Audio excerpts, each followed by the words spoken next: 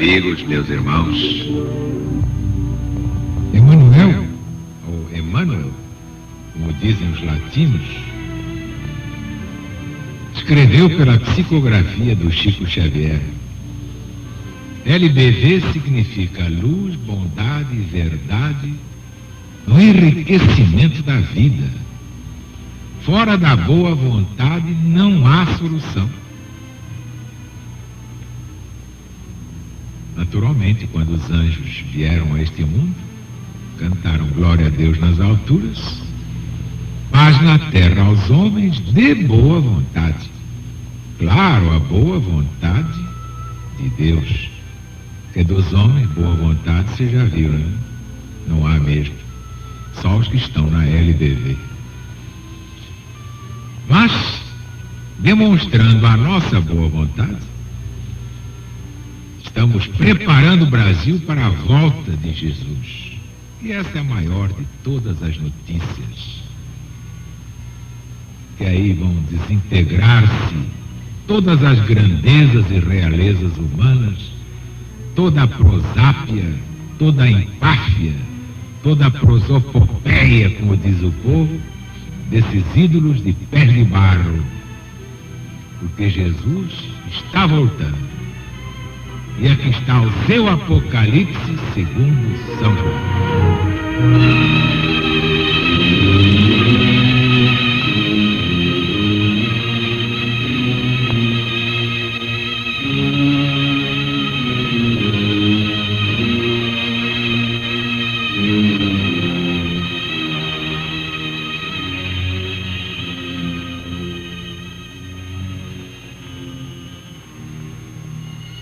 Depois disto, vi uma grande multidão que ninguém podia contar, de todas as tribos e nações, e povos e línguas, que estavam em pé diante do trono e à vista do Cordeiro de Deus, cobertos de vestes brancas e com palmas nas suas mãos, e clamavam em voz alta, dizendo: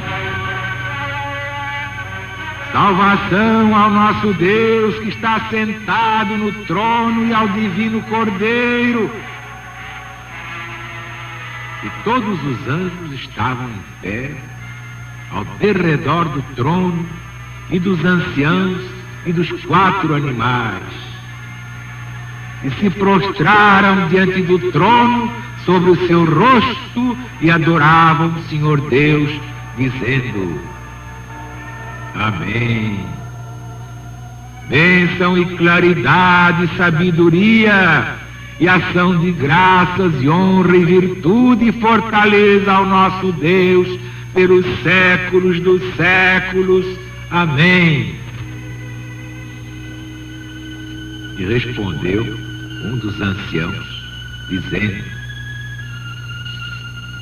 esses que estão cobertos de vestes brancas, quem são e de onde vieram? E eu lhe respondi: meu senhor, tu sabes. E ele me disse: sim, estes são os que vieram de uma grande tribulação e lavaram as suas roupas e as embranqueceram no sangue de Cristo Jesus.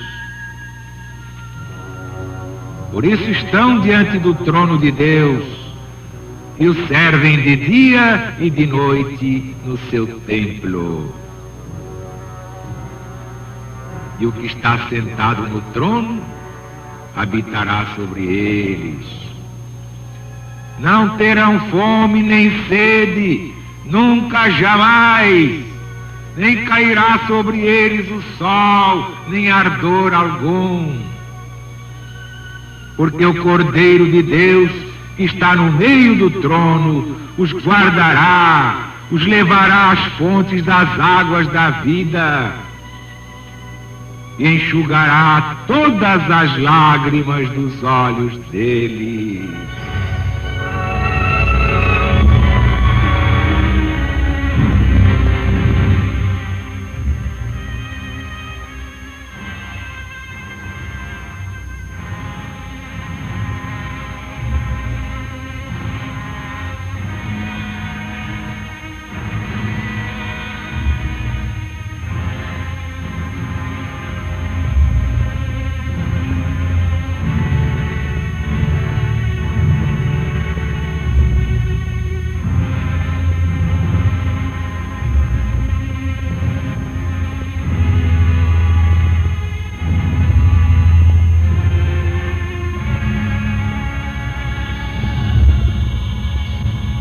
Vimos ontem os 144 mil que foram assinalados de todas as tribos dos filhos de Israel.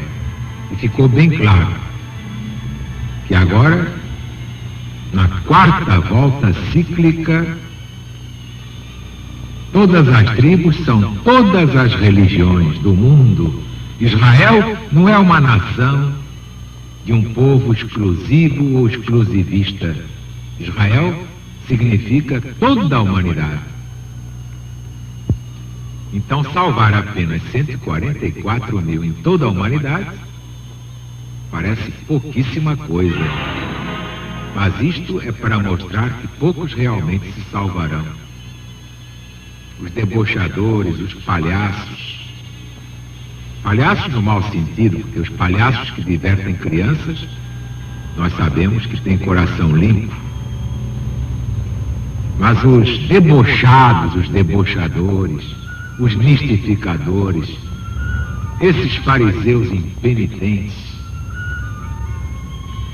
estão em toda a parte, criando problemas para a espécie humana.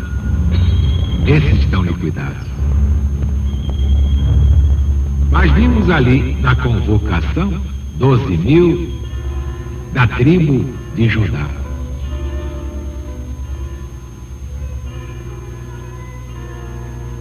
O assinalamento começa, portanto, pela tribo de Judá. Por quê? Exatamente por ser aquela que, segundo os conselhos de Deus, tinha dado nome a todas as demais. E as tinha escolhido carinhosamente, pelo merecimento. Aquela que tinha recebido as promessas especiais sobre o Cristo. Primeiro na boca de Jacó, na pessoa do próprio Judá.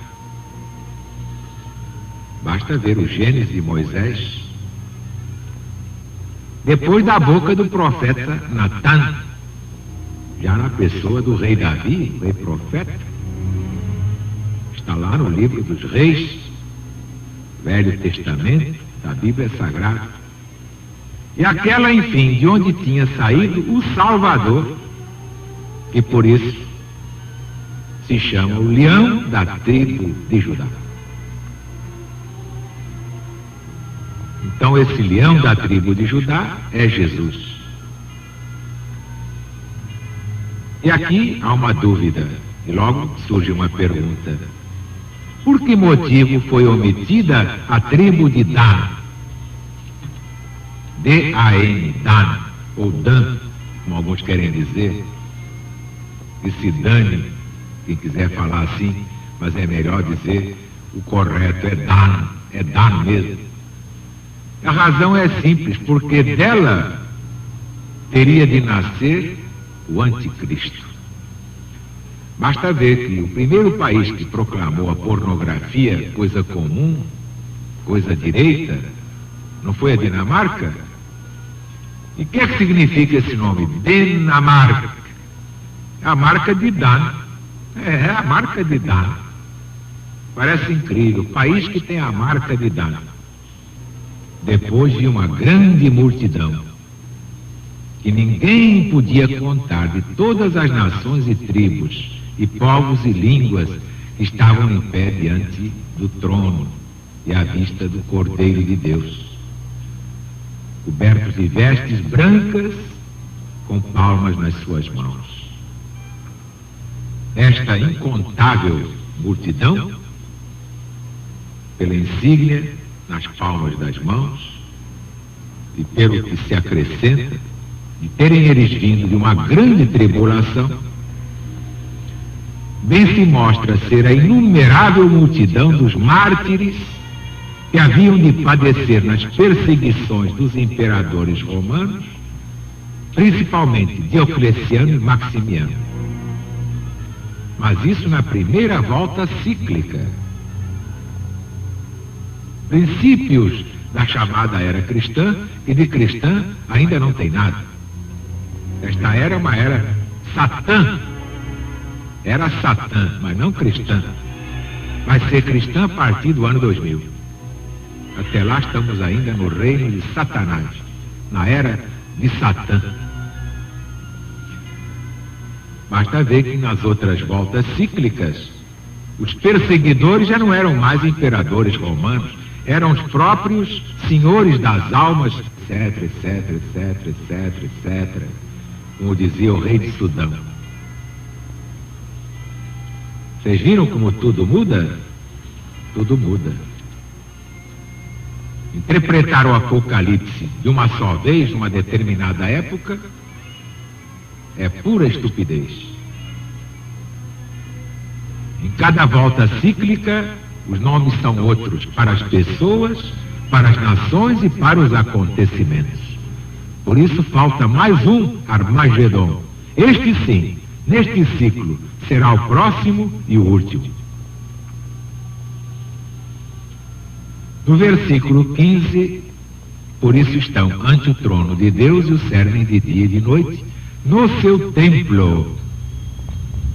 Que tal você acha que esse templo é bonito?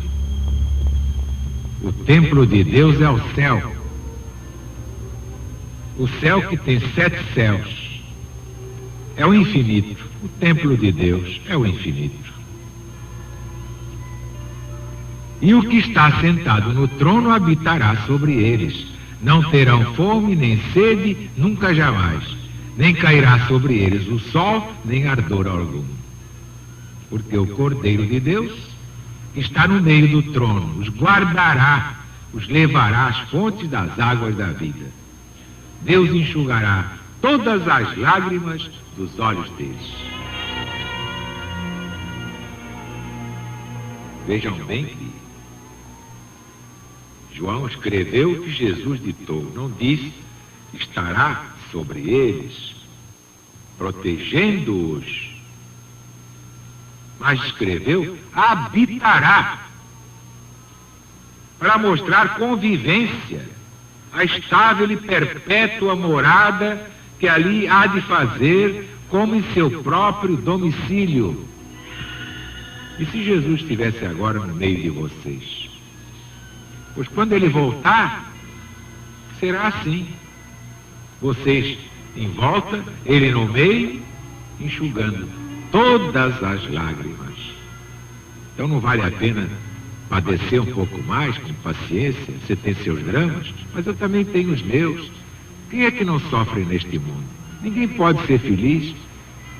Que me adianta ser rico, inteligente, uma saúde de ferro e olhar e ver a miséria em volta? Tantos irmãos no inferno dos maus sentimentos. E pai que mata filho, filho que mata pai, mãe que mata filha, filha que mata mãe, amiga que trai amiga. Portanto, ninguém deve confiar segredos a ninguém. Confessar? Sim, a Deus, diretamente a Deus, ao Cristo e ao Espírito Santo. Mas a ninguém na face da terra, a não ser que seja mãe de verdade, que até mães hoje a gente já põe de quarentena. Mas quando é mãe que se sacrifica pelos filhos, então vale a pena confiar-lhe todo o coração. Vocês viram que trecho bonito do Apocalipse? Quando Jesus voltar, vai ser essa beleza e enxugará todas as lágrimas.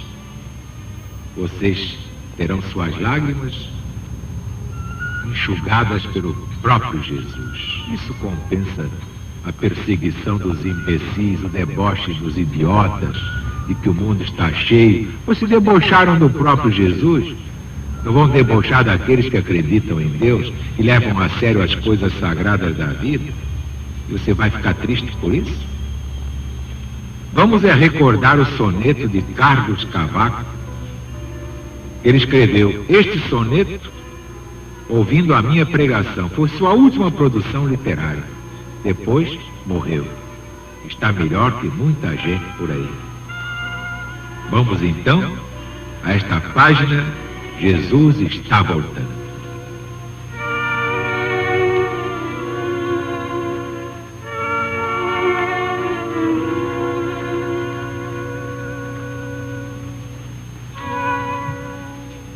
Jesus está voltando. É que essa luz te acorda as almas e desperta os ninhos. E amansa a fé. E alegra os passarinhos. Ela emana do corpo de Jesus. Jesus está voltando, mas sem cruz, bem livremente andando nos caminhos e transformando em rosas os espinhos nessa estrada que a Deus todos conduz.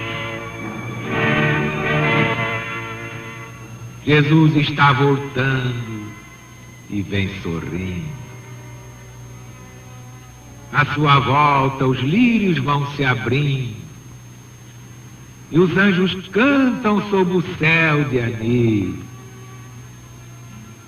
E para que a luz mais brilhe e resplandeça, Jesus divino ostenta na cabeça a coroa de estrelas do Brasil.